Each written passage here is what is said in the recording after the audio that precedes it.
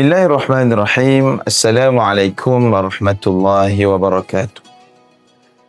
Akhirnya bulan Ramadan melabuhkan tirai dan kita bertemu dengan bulan yang berikutnya, bulan Syawal. Kita bersedih dengan pemergian bulan Ramadan dan kita juga bergembira dengan kedatangan bulan Syawal atau disebut sebagai Aidil Fitri. 1 Syawal, Aidil Fitri, Aid iaitu kembali, Fitri iaitu fitrah. Kita kembali kepada fitrah kita yang asal, iaitu suci daripada dosa.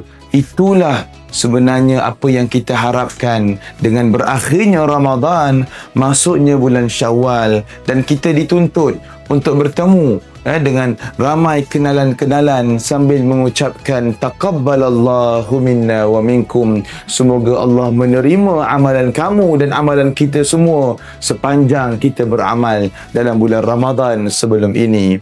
Jadikan bulan Syawal satu lebaran untuk kita jaga amalan kita, ibadah kita, beraya-beraya juga, kawal pemakanan kita, dan dianjurkan puasa 6 dalam bulan Syawal, kesinambungan daripada puasa sebulan bulan Ramadan, yang mana kelebihannya Nabi sebut dalam sebuah hadis, kasiyamid dahr. Berpuasa Ramadan diikuti dengan 6 bulan Syawal seolah-olah puasa setahun. Jadi ayo, dengan kita masuk dalam bulan Syawal, kita beraya, kita bergembira, dalam masa yang sama kita menjaga juga amalan dan ibadah kita.